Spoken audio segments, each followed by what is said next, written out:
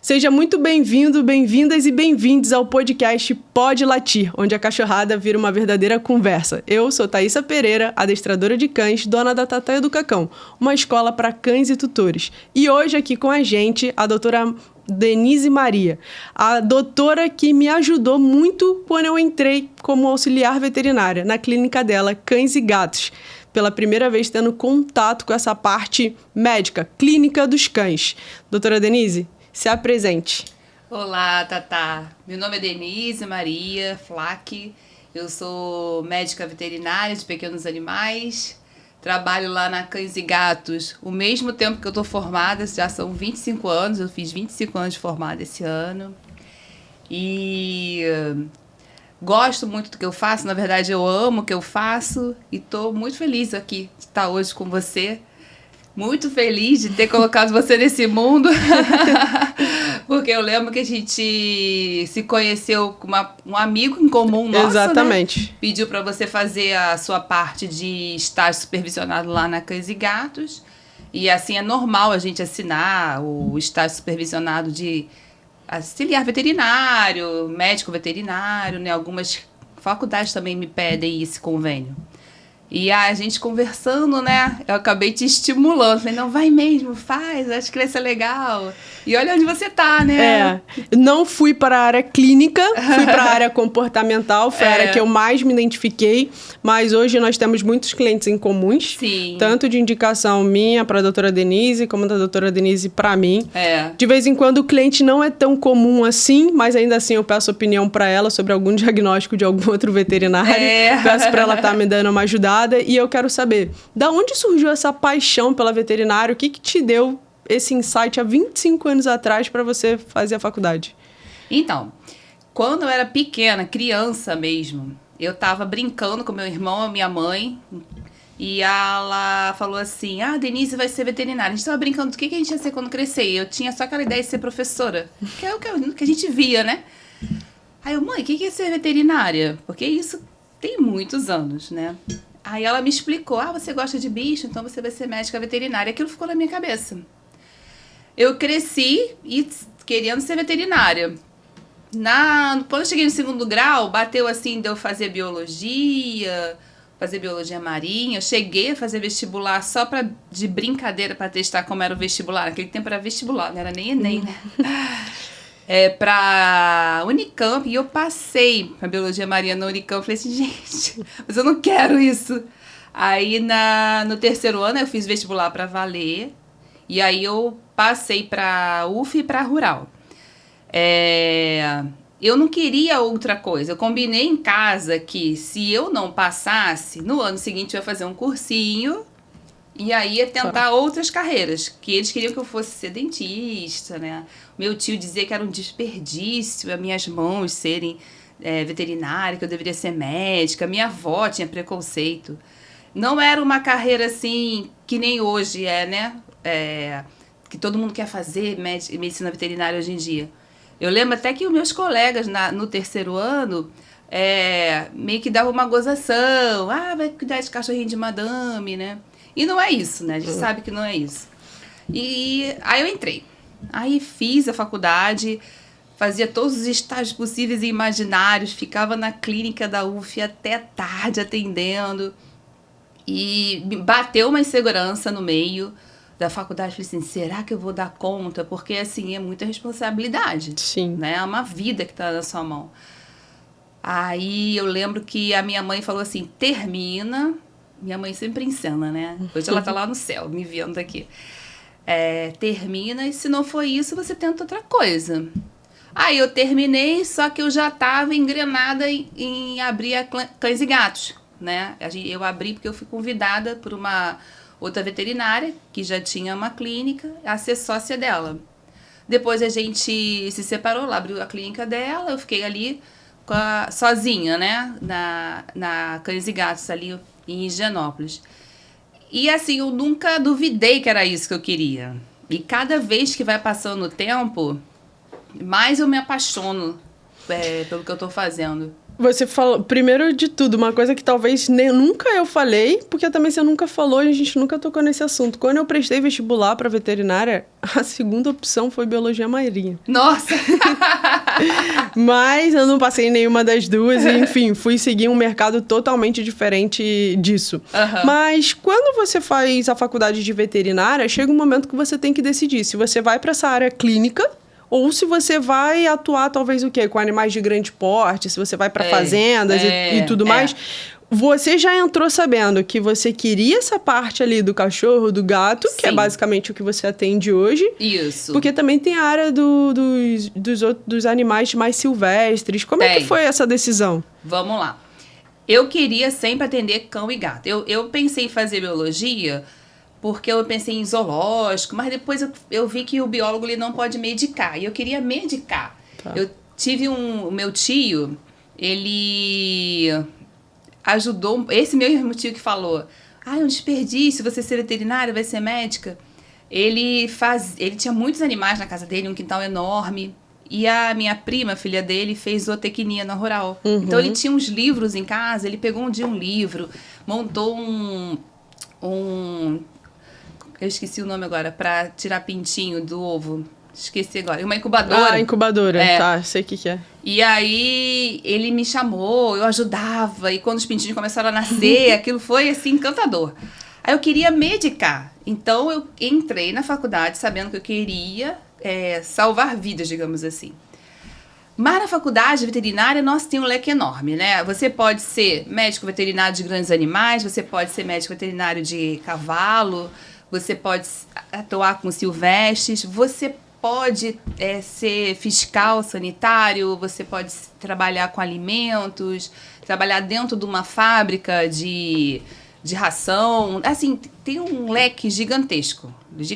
Então, tudo que envolver animal, inclusive, assim, a produção de mel, leite, ovo, tudo que tiver um animal no meio... Tem que ter um médico veterinário. Precisa do médico veterinário para estar chancelando todo esse ciclo até chegar ao cliente. E a faculdade você passa por tudo. Você escolhe o que você vai fazer, mas você estuda tudo. Então, no 10º período que eu fiz a UF, né, é que a gente fazia no estágio supervisionado aquilo que você estava pensando em fazer. Efetivamente, exato. Trazendo já agora para cães e gatos do que tu vivencia ali e trazendo para a minha área, que é o comportamento, o quanto o comportamento do cão que chega ali na tua clínica para ser vacinado, para ser atendido, seja no que for, interfere entre você conseguir entregar bons diagnósticos, o comportamento dele ali, aquele cachorro que não deixa você se aproximar, ou então aquele cachorro que é super bonzinho. Como é que você gerencia isso dentro da clínica? Isso também foi uma evolução. Quando eu me formei, o veterinário tinha aquela áurea de adestrador de luxo, né? Uhum. Eu lembro que tinha até um cambão lá na clínica e eu dei um jeito de sumir com aquilo. Quando o animal, o cão, né? Vamos falar de cão porque é até a sua área. Ele é muito agressivo, dificulta. Mas eu tenho evoluído para isso não me dificultar muito. Primeiro, a maioria dos que chegam lá agressivos, eles são, na verdade, medrosos, né? Então, eu tento conquistar aquele cachorro ou preparar um pouquinho aquela família. Se chegou de supetão, é a primeira vez, aí, realmente, na hora da consulta ali, eu vou tentar conversar antes de botar a mão. E ver como que eu vou chegar perto do cão. Quando a pessoa já me prepara de antemão, aí eu já até dou uma preparada no ambiente. Às vezes a pessoa liga e conta a história para minha recepcionista ou até para mim mesmo, né? E a gente já dá uma preparada no ambiente. Mas a maioria vem me contando ou vem me procurando porque em nenhum lugar conseguiu botar a mão. Porque em nenhum lugar conseguiu colocar a mão, né? Porque em nenhum lugar conseguiu botar a mão, exatamente. E a estratégia de... Eu posso até usar o termo estratégia porque eu não vivenciei isso em outras clínicas que eu passei, de trabalhar com horário marcado. Você acha que realmente fez a grande diferença quando você começou a atender somente com horário marcado, óbvio, eventualmente vai ter um encaixe, eventualmente pode aparecer até uma emergência, mas a questão do horário marcado, principalmente para esses cães, o que a gente pode falar aqui pro dono? Se ele tem um cachorro com essas dificuldades, que seja medroso, que seja bravo, sim, se atentar. Isso. Com o horário marcado, ele evita que você se aglomere na recepção. É claro que teve uma emergência, o animal não vai ter horário para passar mal. A gente atende, né? Lógico. Vai encaixar talvez atrás aquele outro, mas aí a gente também já tem aquela flexibilidade de ligar, não chega tão cedo não, porque a doutora está um pouco atrasada, pode acontecer isso. Mas o horário marcado também facilita, porque às vezes eu fecho 2 horários para um paciente desse que dá mais trabalho. Entendeu? Entendi. Que dá mais trabalho por quê? Eu vou ter que primeiro sentar todo mundo, a família, né? E ver o que está acontecendo. Então, primeiro ele vai me conversar, vai se queixar, vai dizer tudo que ele já fez, por onde ele passou, o que aconteceu. Eu tento ali montar uma linha de raciocínio para depois eu botar a mão no cão, né? E aí o horário marcado facilita porque eu posso dar uma caprichada nesse horário, né? A gente, às vezes a recepcionista vai vir falar comigo, ou meu marido, Sandro, que trabalha comigo, Denise, esse aqui é a primeira vez, tá falando que o cachorro é difícil, que é assim, assado. Aí a gente pode dar uma manipulada no horário. Basicamente, o tipo de atendimento que é promovido na Cães e Gatos é o tipo de atendimento que eu faço nas consultorias. Porque quando eu chego, eu primeiro esqueço o cachorro. Isso. Eu olho família, estrutura familiar, rotina, quando começou, como começou, aqueles problemas. Aí depois eu falo, tá, agora cachorro. Vamos aqui ver o que a gente vai fazer com esse cachorro. Exato. Então, existe um passo a passo, existe uma metodologia, não foi tirado do nada. Eu tenho 6 anos trabalhando com adestramento. Ela tem 25 anos trabalhando como veterinário. Ou seja, eu tô indo no caminho certo. Tá no caminho certo. Posso falar que eu tô indo no caminho certo. E nesse contexto de recepção dos donos, sem citar nomes, tá? Ou casos muito específicos. Qual é a dificuldade de lidar com esses donos sem noção e de que forma que a gente pode estar gerenciando esses conflitos e ajudando? Muitas vezes a pessoa está sem noção porque ela realmente não tem a mínima noção de como que ela vai resolver aquele problema. Não vem com tecla SAP Não o cachorro, vem com a tecla né? SAP. E ela já chega ali querendo que o cachorro dela seja o primeiro, que tome essa água aqui e resolva o problema das feridas da pele do cachorro. Como é que você faz isso? Então, primeiro deixa a pessoa falar tudo que ela quer falar, né? E com isso, né, assim, tem todo um preparo. Depois até que a gente teve junta, você já me ensinou muita coisa também, né? Eu deixo ela esfriar um pouco, né? Então, eu falo mais baixo. Eu vejo que ela tá falando muito alto, eu até fala um pouquinho mais baixo, tá agitando ele, vamos falar baixo. Tem um cliente meu que a gente não fala no consultório. Ninguém consegue botar a mão naquele cachorro. E aí, o dia que eu peguei o feeling dele, que cada um tem o seu feeling, né? Eu falei assim, então a gente não vai conversar dentro do consultório. A gente vai falar muito baixo. Ele entra no consultório, bota na mesa, ele tampa o rostinho do cachorro com uma toalha e eu faço o que tem que fazer. Se começar a bater papo, o cachorro muda. Agita. Então, assim, quando o cliente não tem noção, porque quer resolver, que não sei o quê, eu explico o que está acontecendo. Que nem você dá aula pro seu cliente, eu explico. É a doença tal, atopia, que é o que a gente mais vê. Eu dou uma sentada e explico para ele, tá acontecendo isso com o seu cão. Então, ele precisa disso, disso e disso. Eu explico como que vai ser o tratamento e por que vai ser o tratamento. Eu vejo que tem uma adesão, assim, muito maior. Ou seja, a necessidade a necessidade de resolução do problema, ela é de todos. Do médico veterinário, do adestrador, do dono e do cão. A forma com que é conduzido na Cães e Gatos família, cachorro e aí a resolução do problema como consequência. Isso. E a Cães e Gatos tem uma coisa que também é muito diferente de algumas outras clínicas veterinárias. Você atende como uma clínica geral, poderia dizer assim, e você tem uns especialistas com hora marcada, né? Isso. Como que você entende a importância, de fato, de contar com a presença de especialistas dentro da clínica e não que você é soberana e que você sabe de tudo para fechar um diagnóstico? Sim, não.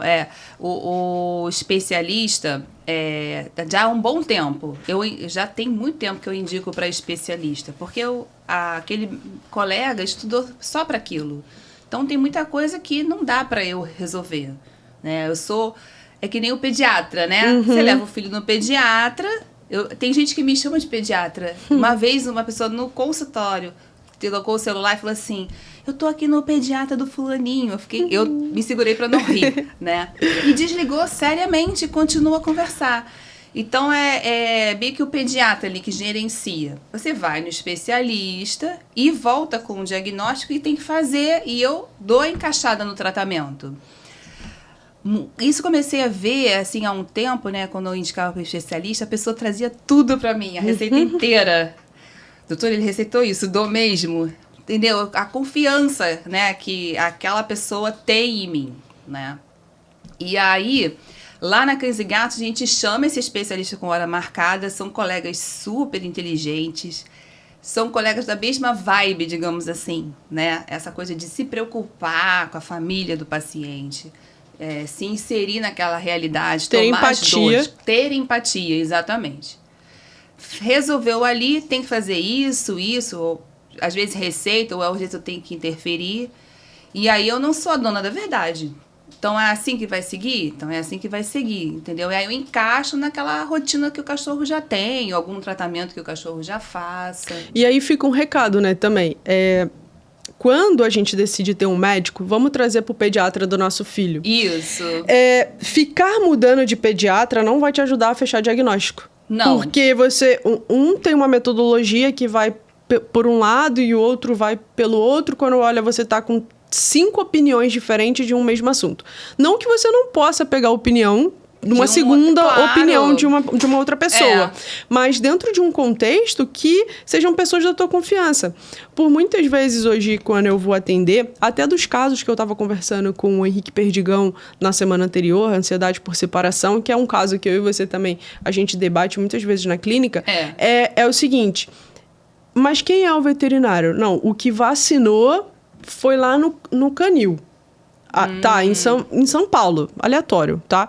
Aí, quando ele chegou aqui, eu morava no bairro X. Aí ele apresentou esse problema de pele, eu fui lá nesse veterinário. Agora eu me mudei pra cá, já fui nessas 2 unidades, que às vezes são unidades que têm várias clínicas, mas que são consultadas com veterinários diferentes. Aí o cachorro não tem uma linha de raciocínio. O cachorro não tem uma linha de raciocínio, ele não tem início, meio e fim. Quando você vai quando você tem um único médico veterinário, ou que aquela clínica respeite uma ficha do cliente, facilita. Por exemplo, o Zeus, a Gaia e a Eva são os meus cães e estão com a Denise. Todas as vezes que eu vou lá, apesar de serem meus cães e a gente ter mais frequência de conversar, a Denise fala: calma aí que eu vou olhar a ficha. Vou olhar a ficha. Não, Thaís, eu falei que era 15 dias, você só deu 7. Se eu pego e vou em outro médico, o médico já quer fazer outro protocolo. E começa do zero. Começa do zero, né? E aí o organismo do cachorro já não responde da mesma maneira, porque o princípio ativo do remédio anterior que ele usou aí vai ser o mesmo. Começa essas conversas de médico difícil que eu não sei explicar e não fecha diagnóstico de nada. Então o que a gente está querendo estruturar aqui para você que está assistindo é o seguinte: tenha um médico seu de confiança. Um médico para chamar de seu, né? Um médico, literalmente, para chamar de seu. É um médico do meu cachorro, é um médico veterinário do meu cachorro. E esse médico, quando ele não conseguir fechar o diagnóstico, ele precisa abrir o leque para você. Sim. Como a gente fechou o diagnóstico da Gaia, do problema que ela tem. Vai nesse doutor aqui porque ele é da parte ortopédica. Então, ele vai conseguir te ajudar melhor. A gente foi lá e fechou o diagnóstico. Isso, exatamente. Então, eu acho que fica o principal recado para as pessoas disso, né? Exatamente. E ainda trazendo... não quero falar de estética, tá? Mas um dono que chegou lá com seu filhotinho numa clínica, ou do seu cachorro resgatado, que não tinha cachorro e agora passou a ter, e vai escolher uma clínica veterinária. Visualmente, que é o início de tudo, que é o visual, o que eles devem observar e falar assim, ó, por aqui ok, ou então isso daqui não é tão legal de ter numa clínica ou de ser visualizado dessa maneira? Ah, entendi. Vamos lá. Isso até o Sandro, meu marido, bate muito. A gente tem na nossa parede da recepção, acho que uns 12 papéis, né? São 12 licenças diferentes, documentos. E aí, cada mês do ano tem uma taxa para pagar, né? Então, primeira coisa é ver se está exposto, como qualquer estabelecimento, né? De acordo com a lei, se tem o alvará, né? Se tem a vigilância sanitária, se tem o Conselho de Medicina Veterinária. Tudo isso tem que estar exposto, né, na recepção. Ver a limpeza do ambiente também. Não é porque é uma clínica veterinária que a clínica vai estar suja. Ou fedendo a cachorro. Ou fedendo, exatamente. Ver se você tem cuidado com o paciente, cuidado com a recepção, se o material, se a mesa do consultório, não só na recepção, né, no consultório, tá limpa, se a balança tá limpa, se não está reutilizando material, se abriu as coisas na sua frente. Essa campanha que tem do chip, né? Do microchip. Do microchip, me preocupou muito. Eu falo sempre pro cliente, vai colocar, mas vê se está abrindo na sua frente, né? Por quê? Eu uma vez recebi um cão e talvez esse tenha sido um proprietário sem noção, agora lembrando. Ele tem muita gente que compra cão por status, né? E aí, ele pediu para eu botar um microchip que já estava aberto. Por quê? Na embalagem vem umas etiquetas com um código de barra, que o que você lê no microchip é o código de barra. Sim. Aquilo vem dentro da embalagem estéreo. E ele o pessoal do canil abriu para botar uma etiqueta no pedigree. E aí eu bati o pé que eu não ia colocar aquele chip, porque já chegou para mim aberto, né? Eu ia contaminar o cão. Com certeza. Já pegaram o microchip e falaram, é pequeno mesmo, né? E botaram ali de novo. E aí eu perdi o cliente, mas eu não perdi minha ética, né? Sim. Eu perdi, nunca mais voltou. Eu bati o pé que eu não ia colocar. Aí ele me botou para falar com o dono do canil. Falei assim, não, eu vou colocar. O chip deveria estar vindo estéreo, né? Ele vem com uma seringa, vem o chip, e para você ter acesso às etiquetas tem que abrir. Né? Então, na hora que você abriu, coloca. Não colocou, aquilo viajou por onde, né? Então, ver se o veterinário está abrindo, se a geladeira que ele está pegando a vacina tem um controle de temperatura, se ela tem um termômetro para você. Ver a temperatura. 5 pontos, assim, para ficar fixado na cabeça dos nossos ouvintes. Então, limpeza. Licença. Licença, os documentos. Os documentos, suprassumo. A limpeza do ambiente, desde a área da entrada até a área do consultório. Sim. Certo? A geladeira. Que é ver se as vacinas estão saindo ali. O termômetro. E tem mais alguma coisa? Abrir as coisas na sua frente. Então, assim, a gente tem 5 pontos aqui que, assim, cara, se não tiverem seguindo isso daqui... Não é uma delas não, galera. É no mínimo isso daqui. Teu cachorro não deveria estar ali para ser consultado. Teve uma época que o Conselho tem um Instagram muito bom. Até se vocês quiserem seguir, sigam o Conselho de Medicina Veterinária do Rio de Janeiro. Ele é ótimo. Esclarece muita coisa, né? Ele tem esse poder de falar sem se comprometer, que nem a gente veterinário simples mortal, né? E aí ele mostrou uma clínica, eles não botam nome, né? Eles não expõem. Numa fiscalização com um medicamento vencido.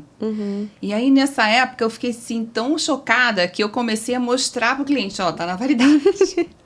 Vou tirar aqui a vacina, tá na validade. Esse laboratório. Vou pegar um antibiótico, tá na validade. Tô puxando aqui, tá na validade. O que acontece? Lá na clínica, eu tenho sempre alguma estagiária, tem sempre alguma faculdade que manda. Conforme eu vou fazendo as coisas, eu estou explicando para elas num tom mais baixo, né? Só que o cliente está atento.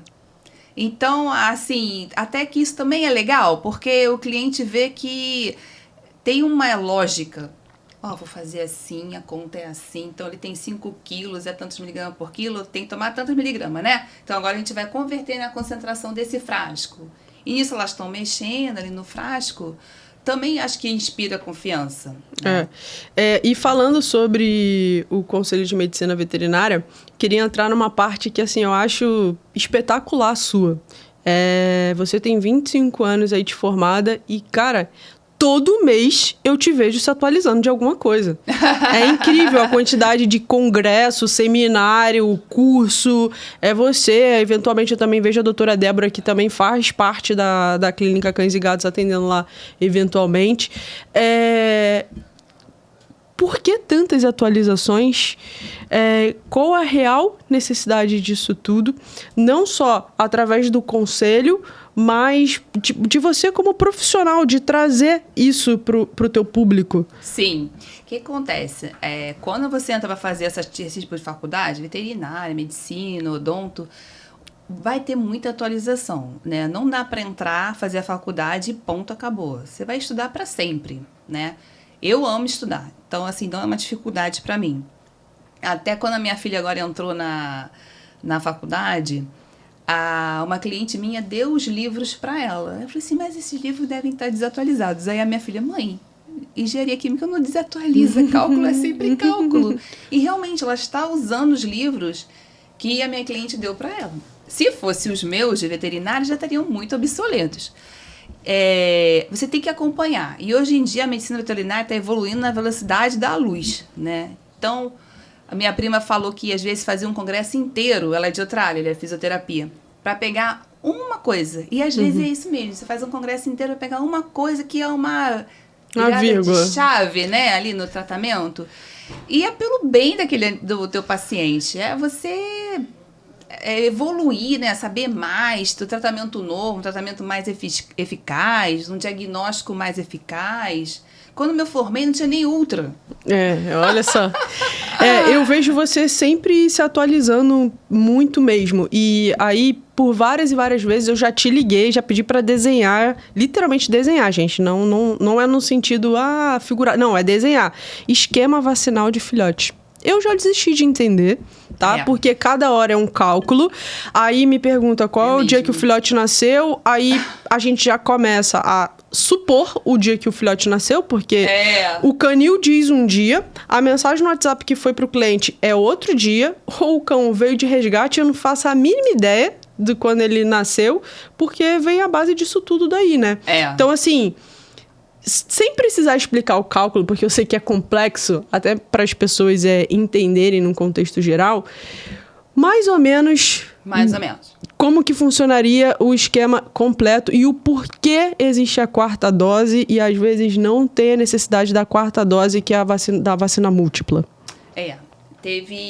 São novos estudos que saíram, né? Isso aí realmente é bem diferente do que eu aprendi lá no início da faculdade, como eu exercia, e que é diferente do que vem na bula da vacina. E aí a explicação é que quando você lança uma bula no Brasil, né, o Ministério da Agricultura tem muita burocracia para você mudar essa bula. Então, a bula, se você pegar, está escrito uma coisa. E na prática, de acordo com os estudos, é outra. Existe um conselho, tipo uma guideline, é uma guideline. Existem o ASAVA, né, que ele é norte-americano, é mundial, e também existe o do Brasil, que seria o latino. Mas vamos lá. Para cão, você realmente tem que saber o dia que o cão nasceu, tentar saber esse dia, e aí eu faço essa conta junto com o proprietário e deixo na ficha clínica, até para eu não me atrapalhar. Então, nasceu. A vacinação não é em meses, é em semanas. Então, com 8 semanas, você começa. Mas se aquele cachorro começou com 6 semanas, você vai ter que fazer uma dose de vacina das doenças, né? Que é a famosa V10. Tem veterinário que usa V8, independente. De 3 em 3 semanas. até completar 16 semanas. Então, se você pegou um animal com 8 semanas. Então, eu sempre faço a conta, até falo pra pessoa, nasceu dia tal, foi uma terça-feira que ele nasceu. Conta. 8 terça-feiras depois, primeira dose. Com 3 semanas, 8 com 3, 11. Com 3 semanas, 11 com 3, 14. Com 14 semanas, mais uma. Mais 3 semanas, vai dar 17 semanas. Então, tomou com 8, com 11, com 14, com 17. Por quê? A última dose dessa fase tem que ser, no mínimo, com 16 semanas. Pode terminar com 16. Então, contando para trás, 16 menos 3 dá 13, 13 menos 3 dá 10, 10 menos 3 dá 7. Se o cachorrinho começou a tomar com 7 semanas, ele vai acabar exatamente com 16 semanas. Então, é muito difícil hoje em dia conseguir fazer só 3 doses no início. E outra novidade, né? Depois dessa 4ª dose, não é um ano depois que você vacina a vacinação anual. A vacinação anual agora é no aniversário do cachorro. Olha aí, ó. Com um ano de vida, Já mais embolou uma mudança, tudo. Já embolou tudo. Aí eu peguei um cachorro que já passou dessa fase, ele já tem mais de 16 semanas de vida. Como vai ser a vacinação? Aí esse cachorro vai tomar uma dose, vai passar 3 semanas, toma a 2ª dose, e aí a gente marca a vacinação anual, porque você não sabe nem a Esse é o caso dele. do cachorro resgatado, se for o caso. Esse é o caso do cão resgatado. Ou que você não sabe a procedência de absolutamente nada. Não tem uma receita de bolo. Você tem que parar e pensar. Você vai acabar personalizando a vacina de cada cão. E alguns casos, até presenciei lá, que a gente dava a múltipla junto com a raiva. Sim. E às vezes você falava assim, não, essa aqui eu vou separar. Sim. Qual é o critério de às vezes você separar e às vezes você dá tudo junto? Não é um pecado fazer a V10 junto com a raiva. Não tem uma lei que proíbe e tal. Só que cães pequenos, o aconselhado é separar, porque eles vão ter mais reação. Então, eu estou vacinando um pincher. O ideal é que eu faça V10 e espere 15 dias para dar a raiva. Qualquer outra vacina, vou dar a gripe, 15 dias. Um cão de porte médio ou grande, até você pode dar junto, que ele não tem tanta reação. Só que, às vezes, aquele tem. Então, se meu paciente já teve reação com uma V10, assim, na primo vacinação, filhote de pastor alemão, já teve reação com alguma, eu espero. Até porque é mais uma chance de eu examiná-lo. Toda vez que vai vacinar, eu examino ele todo, para ver se está tudo no lugar. Eu falo assim, vamos ver se está tudo no lugar? Eu examino ele todo. Se a gente encontrar alguma coisa no meio do caminho, já teve cão que foi lá vacinar anual, e eu palpei a barriga, achei um tumor no baço. Você vai vacinar um cachorro desse? Não. Né?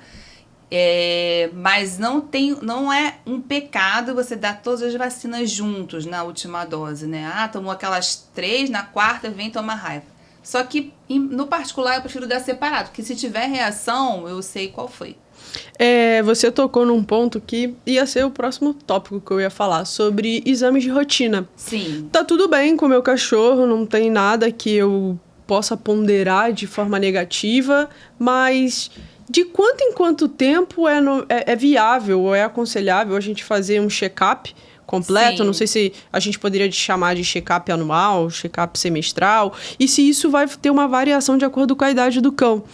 O cão é mais filhote, é mais jovem, vamos dizer assim, não chega nem a ser filhote, um cão jovem precisa de menos observação, e um cão que já entra numa fase sênior, e qual seria essa idade sênior para a gente conseguir olhar um pouquinho mais de perto esse cachorro? Eu acho que tem que, pelo menos uma vez por ano, fazer um check-up, né? Os cães jovens, pelo menos fazer um exame de sangue, né? Acaba que ele vai vir para vacinação anual e você pode conversar com o proprietário dele voltar em outra data para fazer esse check-up. Longe até da vacina, né? Porque a vacina ela vai dar uma linfocitose, uma leucocitose no hemograma, por exemplo. Os cães que já, assim, depois dos 6 anos para cão grande, 8 anos para um cão pequeno, para médio, aí já tem que ficar de olho bem aberto. Aí seria um check-up maior, né? Fazer uma ultrassonografia, talvez fazer até o cardiologista já, né? Que lá na clínica alguns já passaram pelo cardiologista porque agendou a castração jovem, né? Então, para fazer a castração, o risco cirúrgico inclui o cardiologista. Mas depois, Entre 6 e 8 anos, dependendo do caso, que também não é uma receita de bolo, eu vou conversar com cada um, a gente vai fazer pelo menos um check-up anual. Cães muito idosos, 11, 12 anos, que já tem algum problema, aí talvez 2 vezes por ano tem que passar na clínica, ou dependendo da doença, ele vai vir mais frequente, né? De 3 em 3 meses, ver se tá tudo bem. Não precisa fazer, talvez, o check-up todo. Mas, às vezes, até o check-up... Vou falar de visual, não sei se é essa palavra aqui que fala, né? Mas é tipo assim, eu apalpando é de um jeito, você apalpando, tu é de outro. Sim. Então, às vezes, não necessariamente o exame de sangue, mas de apalpar mesmo, Sim, de olhar a gengiva, essas coisas todas. Eu falo pras meninas, né? Pras estagiárias. Eu já mudei o sexo de vários gatos na clínica. Porque eu já atendi uns casos bizarros que a pessoa passou por outros e não viu, não diferenciou. E não viu o sexo. Qual é a diferença pra gato? Macho e fêmea, como que conseguem saber? Não, então, quando você palpa lá atrás, você vê os 2 testículos e o penizinho, né? E a fêmea é só aquela abertura da vulva. Mas a própria Fabi já passou por isso, né? Que eu não consegui ver. Não, um cachorro, né? Que ela mandou vir. Eu não sei se trocaram o cachorro, desses que ela foi ajudar lá do sul. Veio como macho e chegou aqui, era fêmea. Ninguém viu o veterinário lá do aeroporto, do avião, uma coisa assim. Não viu. Aí eu fiquei assim, gente... Não examinou, né? Não, passou ali batido, provavelmente. Passou batido. E isso é importante. Tem que examinar tudo. Então, mucosa, tem a mucosa lá do ânus. Tem a mucosa do pênis no macho. Tem a mucosa da vulva na fêmea. Linfonodo do cachorro todo, palpação abdominal, escuta. Quando a maioria eu consigo, mas alguns não gostam. Incluir até a escuta aqui, do seio frontal aqui, né? E nessa questão ainda, seguindo numa linha clínica de vacina, mas aí não é vacina, é vermífugo e antiparasitário, né? Eu já ouvi falar que o vermífugo não é para dar antecipadamente, ele não é preventivo, ele é um tratamento. Essa informação é mito?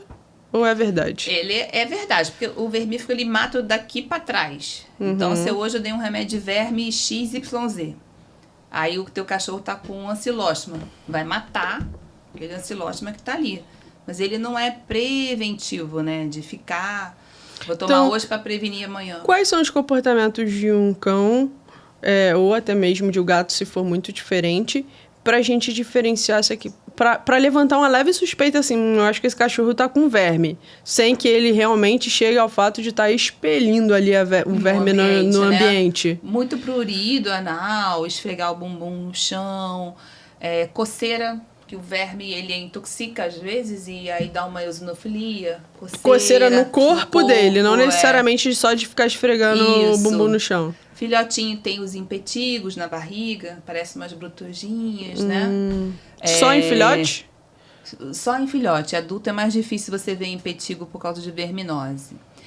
Às vezes uma diarreia que vai e volta, um vômito, passou desapercebido.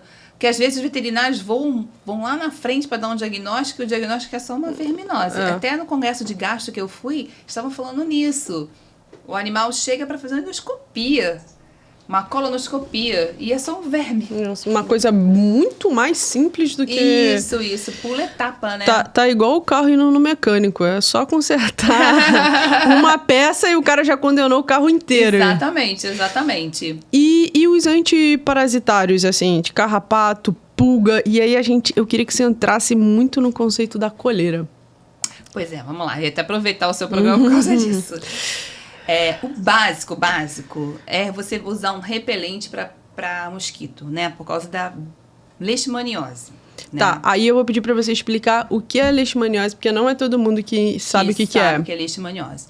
A leishmaniose é uma zoonose, né? É uma doença transmitida pelo flebótomo, mosquito palha, né? E ele é um protozoário. Então, já me perguntaram, é um vírus, uma bactéria? É um protozoário. Mesma famíliazinha da giardia, né? E aí, O animal, quando é picado por esse mosquito contaminado e ele é infectado, ele pode ter sorte, se ele tiver um sistema imune competente, de não gerar infecção nele, como também ele pode gerar infecção. Geralmente ele vai gerar infecção. A leishmania pode ficar ali desapercebida, ele portador, sem nenhum sintoma, como ele pode ter sintomas também. E aí todos os sintomas do mundo, hoje em dia, podem ser leishmaniose, infelizmente. Então, o que eu peço pelo básico do básico? Fazer prevenção na picada do mosquito. Denise, fala aí um sintoma da leishmania que confunde muito. Plaqueta baixa. Plaqueta baixa não é deficiência de doxiciclina na vida do animal. Plaqueta baixa pode ser lixa? Pode, que é uma doença do carrapato. Pode ser dirofilariose, que é o verme do coração? Pode. Mas também pode ser leishmaniose. Então, assim, o veterinário vai ter que investigar, né? A gente tinha muito hábito, tinha mesmo. Tudo a plaqueta baixa era erlixa. Que é a doença do carrapato. E aí faz o exame de sangue de novo, a plaqueta continua baixa e estende 35 dias. Eu nunca fiz isso, tá? E o cachorro não melhora. Mas tem esse hábito. E não investiga porque a plaqueta tá baixa, o cachorro não melhora e tal. E é leishmania. Então, acho que muito cachorro passou aí achando que a plaqueta baixa era uma erlicha persistente, então era leishmania. E que fique bem claro, não é a vacina que vai prevenir isso. A gente está falando aqui do mosquito que transmite a doença. É tipo o mosquito da dengue. Exatamente. Mesma ideia do mosquito da dengue. Você não tem que usar repelente para não pegar dengue, porque não... Além de cuidar do ambiente, etc., tem que usar o repelente. Então, eu falo pro cliente... Eu já tenho até uma folhinha para entregar, porque hoje em dia tem muita coisa no mercado veterinário que serve como repelente, né? A maioria dos laboratórios lançaram o seu repelente. O básico do básico, eu não tenho dinheiro para nada. Usa uma coleira repelente, que é o jeito mais barato de você usar um repelente. Existem também as pipetas repelentes. A coleira, a vantagem aqui, colocou no cão, fica igual um cordãozinho, né? Deixa 2 dedos de espaço, ela vai ali fazendo um movimento de atrito com a pele e libera o repelente. Cada coleira vai ter o seu tempo, então é importante você anotar na caixinha. Botei em agosto. Quando ela fala cada coleira aqui, tem várias marcas no mercado. Isso, e aí você tem que ver a marca que você comprou e ver quanto tempo ela dura. E eu também já vi que dependendo do que você quer tratar, ela tem uma durabilidade. Isso, exatamente. Então, assim, gente, tem que ler, tem que entender o que você...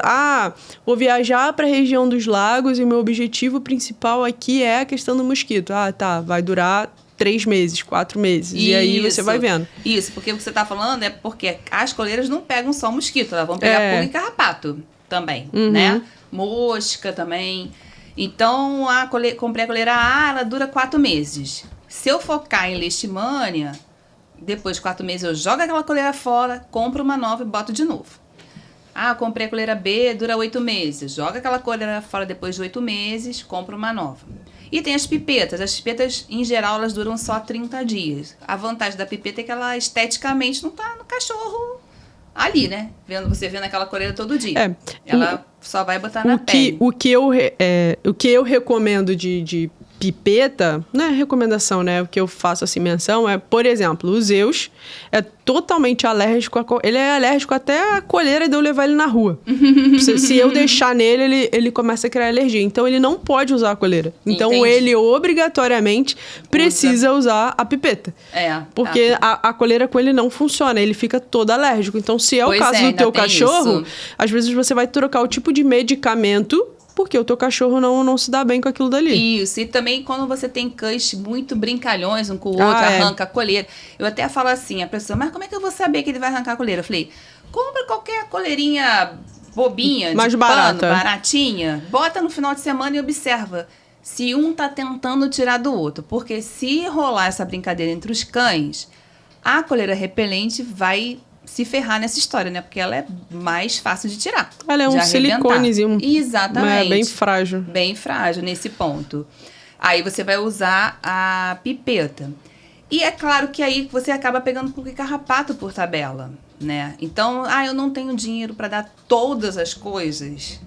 Faça o repelente. Quando você fala assim, eu não tenho dinheiro para fazer todas as coisas, a gente deveria usar o comprimido de pulga e carrapato e a coleira, ou a pipeta, ou um só serve, porque eu já recebi esse questionamento. Até eu tenho a escola, né, de cães. Sim. E eu anoto, tenho no sistema anotado as datas que os donos dão os medicamentos, assim como as vacinas. Sim. E aí as pessoas me passam, tem uns que falam assim, não, Thaís, eu só tô colocando a coleira.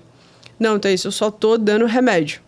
Eu deveria dar remédio e coleira ou só um ou outro serve? Depende do desafio ambiental, né? A coleira, ela pega bem pulga e carrapato. Meus cães só usam coleira. Os ambientes não são contaminados, né? Então, eles não têm pulga e carrapato. Mas aí você é um cão que frequenta um jardim, um parcão, alguma coisa assim, com mais chance de pegar pulga e carrapato. Aí eu acho você melhor... aumenta a rede de proteção, né? Exatamente, dá um comprimido desses. E, assim, o ideal mesmo é você, além da coleira, usar um comprimidinho pensando na Dirofilaria, né? Porque é um outro mosquito. Entendi. Que passa perto do coração. Mas aí qualquer outro comprimido ou tem algum comprimido específico também? Tem comprimidos específicos. Entendi. Tem comprimido hoje em dia que pega pulga, carrapato e o verme do coração. Então, assim, o veterinário que vai, de novo, personalizar ali o que o cão vai usar. Você vai contar o seu problema, contar o seu dia a dia, se você tem casa na praia, se você não tem casa na praia, se aquele cachorro visita sítio, se aquele cachorro não sai de casa. Ele não vai nem na rua, então não vou usar nada. Tá, o mosquito pega o elevador. Parece que a gente está realmente muito conectada, porque eu ia justamente entrar num tema de falar assim, o que dizer para as pessoas que são realmente resistentes até idas ao veterinário. Sim. Por que eu vou te falar isso? Fazendo entrevistas para alguns cães entrarem na escola, né? Eu cobro a vacina da gripe, tá? Então, é a V10, V8, raiva e vacina da gripe, né? Eu não cobro a vacina da giardia, a gente pode até abranger aqui um pouco sobre o tema da vacina da giardia, que eu acho que é um tema até um tanto quanto polêmico. Mas eu não faço a cobrança da vacina da giardia. E quando eu falei sobre a vacina da gripe, uma cliente me questionou, falou assim, não, porque eu já tô com a minha veterinária há mais de X mil anos, não sei quanto tempo era, mas era bastante tempo, realmente. Certamente de outros cães, não daquele que ela estava falando comigo.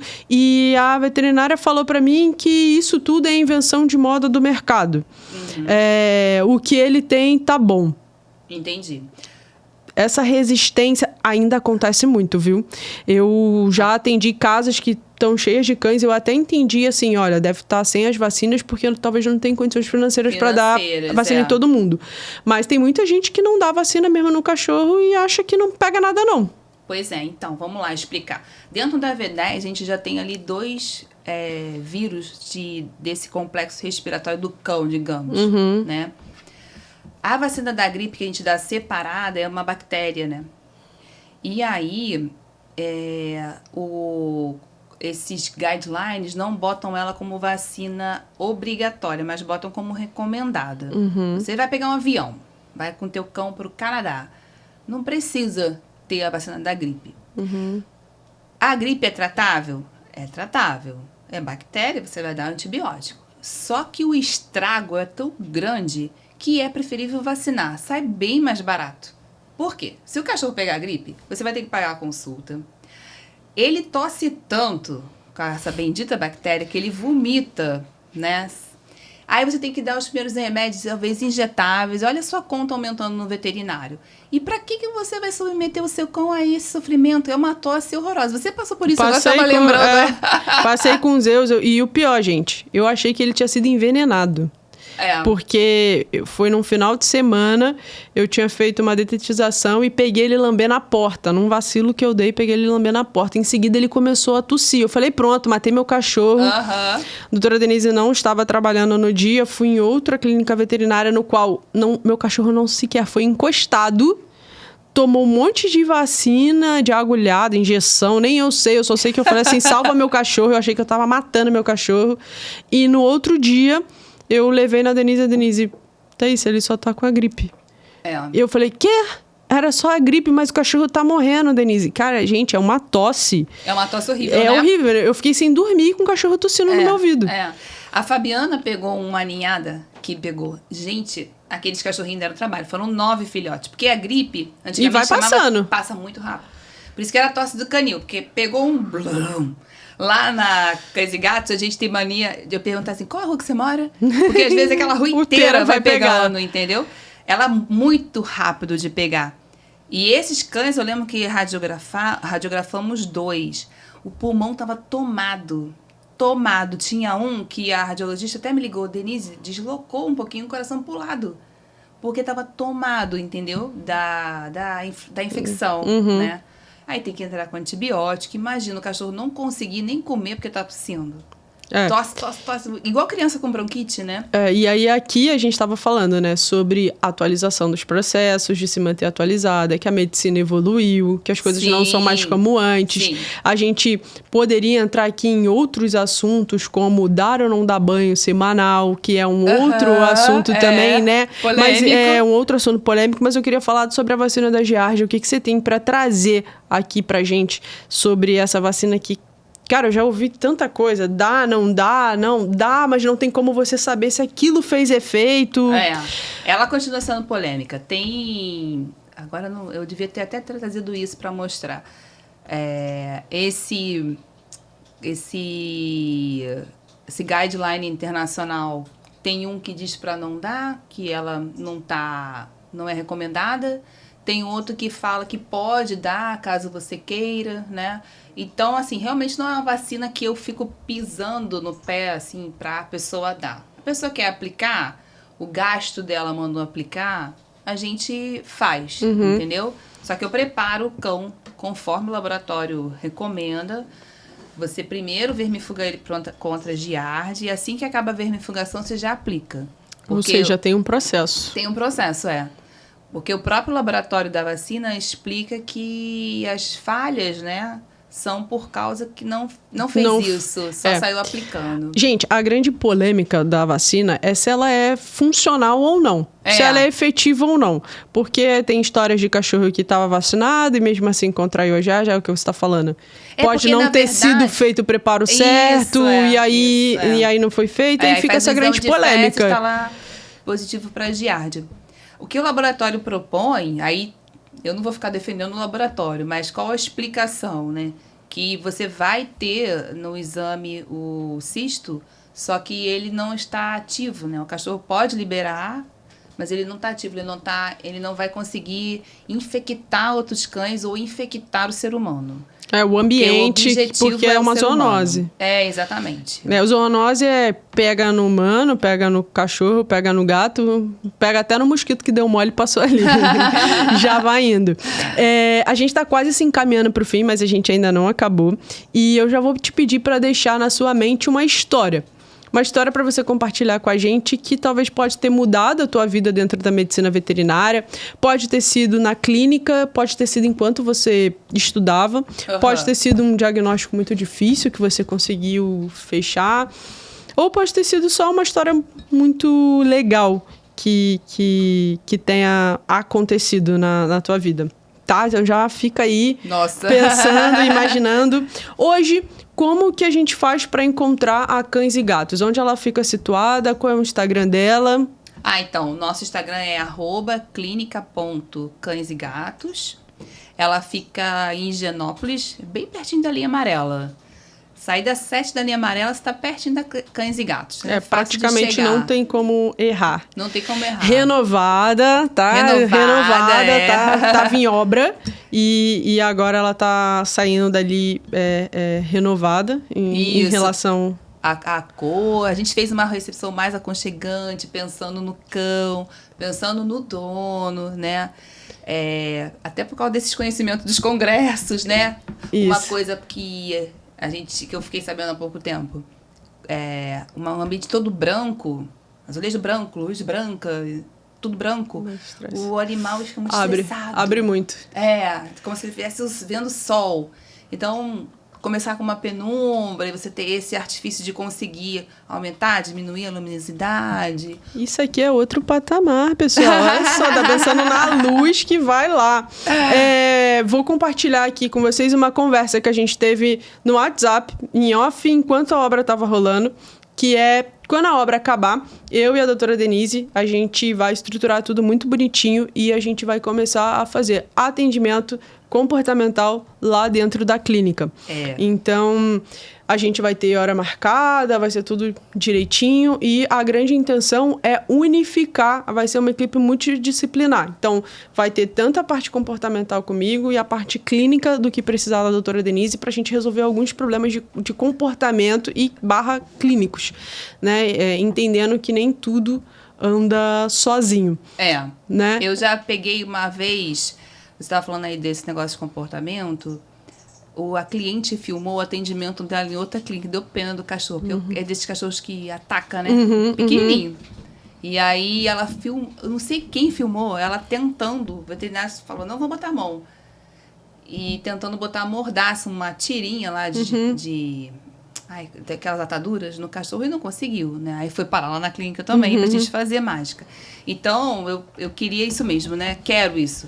Que a gente faça essas conversas, essas mini palestras. Vamos ter, né, as mini palestras, desde do cão filhote, cão resgatado, cães que podem estar vindo sofrer de ansiedade por separação, até casos que, de uma forma geral, acabam sendo mais simples. Um problema de passeio, um problema de sociabilização, que é o cachorro fora da clínica é um amor. Entrou na clínica, virou o leão que ninguém pode tocar. Então, a gente vai estar abordando esses temas para estar ajudando a instruir os donos e também fazendo as consultorias privadas e individuais de lá. Sim. E agora, você já pensou na sua história? Cara, uma história que me marcou. Assim, várias histórias me marcaram. E elas só me fazem evoluir, né? E admitir para mim mesma que não tem jeito, eu me envolvo mesmo. Eu sou sentimental. E eu já falei, eu sou sentimental, me envolvo mesmo. Que é o nosso lema lá, né? Medicina veterinária de família para sua família, né? Nós tivemos que assumir, o Sandro e eu, um Rottweiler que a gente gosta muito da dona... Ele já faleceu. A gente gosta muito da dona dele. A dona dele é nossa vizinha. Ela é uma senhora e ela teve uma fratura.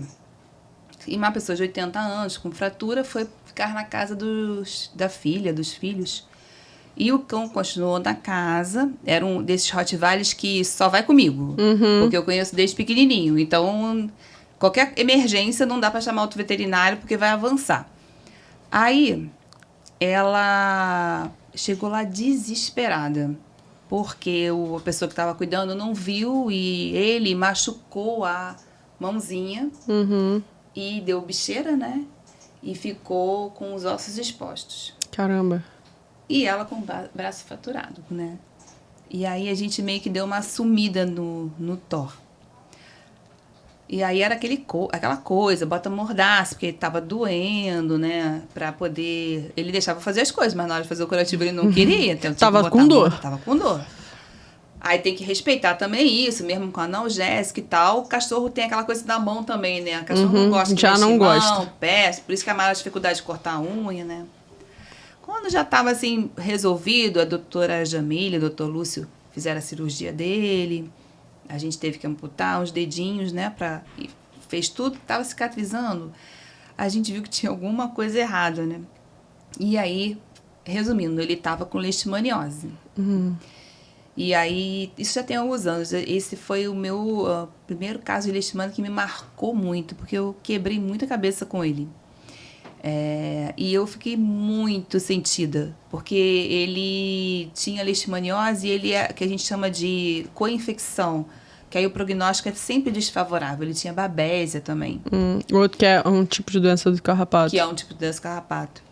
E aí a gente lutou com ele, mas ele acabou vindo a óbito, né? No final ele estava muito ruim, tomou os remédios, fez tudo certinho, fez a punção de medula óssea para fechar o diagnóstico.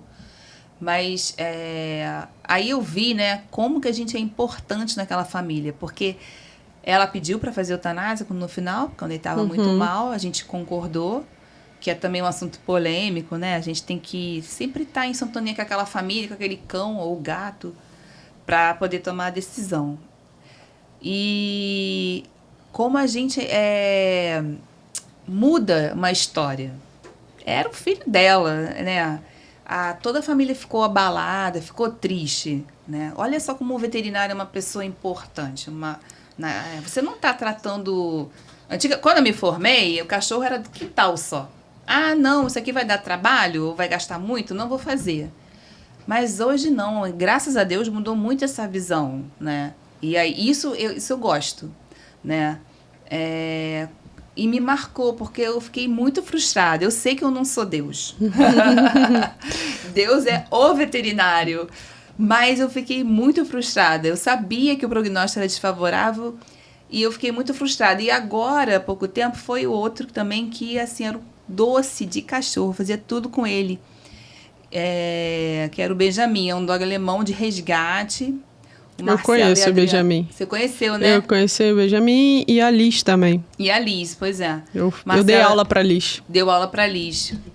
O Benjamin, um doce de coco. A gente fez a punção dele de linfonodo, não foi de medula óssea, e ele abandonou o rabinho. Porque não senti dor, tá, gente? Não fiz nada de errado.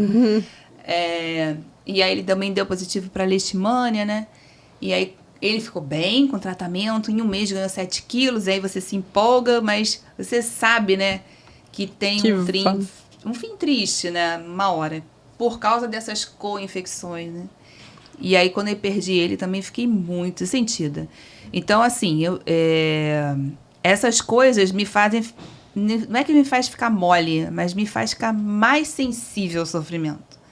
Entendeu? Do outro. Porque às vezes pro veterinário aquilo não é nada, mas para você aquilo tá sendo um problemaço, né? Tá fazendo você sofrer muito. Então você tem que respeitar isso do e é aí dono. Que a gente fala lá do início, de ter um único veterinário, de poder também acompanhar. É óbvio, gente, pode ser que aconteça de você se mudar para um lugar muito longe. E aí você não conseguir realmente ficar com o mesmo veterinário ali para acompanhar, e que você realmente... Mas que se você tiver que trocar, que você troque por outro, mas aí siga naquela linha ali. E às vezes até por indicação do que você tem no atual. Eu vou morar em tal lugar, será que você não tem alguém para indicar lá? Ou uma clínica que eu possa estar indo para que você tenha um pouco mais de contato ali com a pessoa. O que acontece hoje em dia muito é que hoje em dia tem a consulta online, né? Eu não consigo fazer consulta online sempre, eu acho que eu fiz pouquíssimas, porque a gente trabalha muito lá na Cães e Gatos. Mas o pessoal que foi para outro lugar, eu não tô acertando, pelo amor de Deus. Aí me liga, aí a gente tenta, né? Tá em Curitiba, tá em Belém, tá não sei aonde. Quando Mato muda Grosso. assim, quando muda assim, não tem como.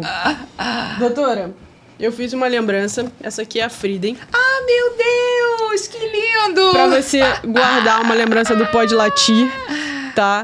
Que bonitinho. Sua pequena grande Frieden, que é um mini monstro.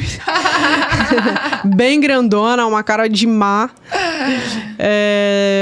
Óbvio, a gente tinha aí o Valente pra fazer, a gente tinha o Mate Leão, mas eu escolhi a Frieden. Eu acho que todas as vezes que eu penso em Hot, eu lembro da Frieden e lembro de você automaticamente. Que legal. É uma raça que eu particularmente trabalhei pouco, tive poucos alunos Rottweiler, mas tive aí uns 4 ao longo desse tempo. Uma raça de temperamento difícil, mas vejo sempre você falando muito bem dos Hots. Eu acho que a Frieden não é a sua primeira, né? É a minha terceira. É a terceira, então assim, eu quis seguir nessa linha de te entregar a Frieden. E quero te agradecer muito por você ter vindo aqui hoje. Eu gostei muito de ter essa conversa aqui com você. E ficou um monte de pauta aberta, polêmica aqui. E a gente tem pauta... Abrimos vários parênteses. Tem parênteses aqui sobre a castração, tem parênteses sobre a castração que a prefeitura oferece, quando quando castrar, esses assuntos de castração davam um podcast inteiro só disso. Do banho. Do banho ficou em aberto também, mas não vai faltar oportunidade pra gente vir aqui. E o convite já está feito. O próximo eu quero você e doutora Débora aqui para uma conversa legal. muito mais dinâmica nesse assunto da parte dermatológica, que a Débora vai com certeza trazer, envolvendo a parte clínica. Como que vocês duas fazem essa casadinha perfeita nos atendimentos na clínica, tá bom? Tá bom. Pra você que ficou aqui com a gente até o final, você não perde por esperar o próximo. Rafa Aleixo falando com a gente sobre comportamento canino. Fica com a gente, não deixa de seguir no canal. Até mais.